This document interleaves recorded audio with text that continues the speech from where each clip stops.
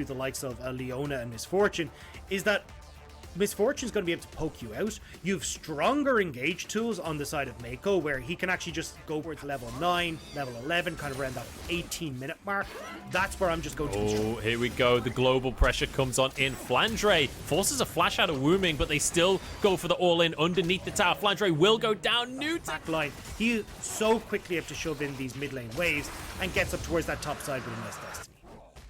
Or you can abuse him like everyone else has on Twitter, and that's the better option. But mid lane Wooming does get cut out.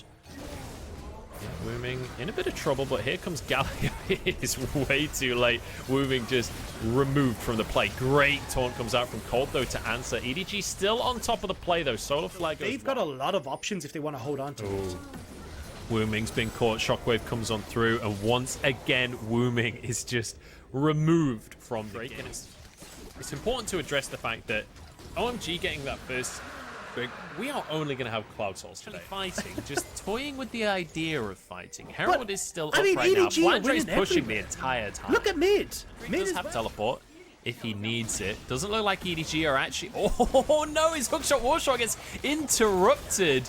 And he's taken down. That is the power of the Gale Force right there. Viper dashes on forwards. Aki will grab the Herald.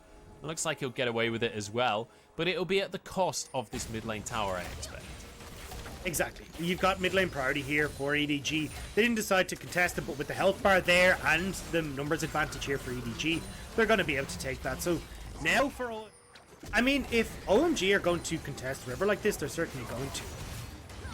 Well, they're going on to Mako to start this one off. Mako is damn tanky. Bullet time does so much work.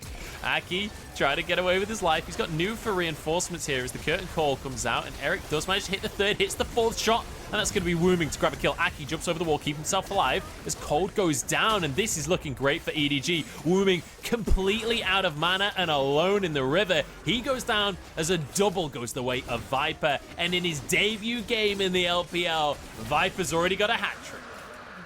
I mean, this is lucky. You lost the fight at the bullet time about 10 minutes ago. Give up. Just move on. Accept that they've got the Drake. And he has no mana either. Like, when he gets in there, it's just like, I either pull this gold card, which wins builds him. He oftentimes ends up struggling with mana in a lot of situations, because when you look at, like, the run of Go back to the side lane, rotate to the team.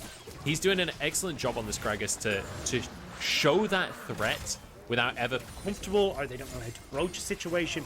They've been very methodically winning out this game. Ooh. That's a lot of damage coming out from this Olaf, but when Ragnarok, he gets away, has to flash as well. Wooming over the wall. Solar Flare actually committed. Scout is going to be the benefactor of this top wave, and I like that JJ's supporting it as Aki.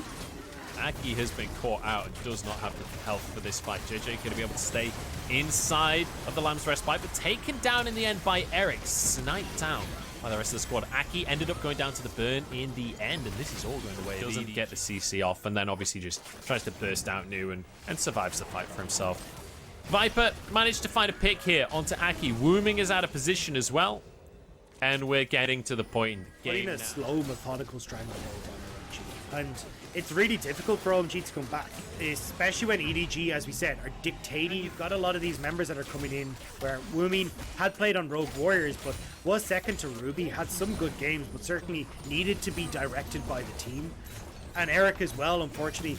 This hasn't been a bad game for EDG Eric. Are like, oh, you want to take a tier 2 in the top lane? We'll trade it for your bot in him. I don't think this is a trade that you want. They've got Baron to work with. This is incredibly difficult for OMG to do anything about.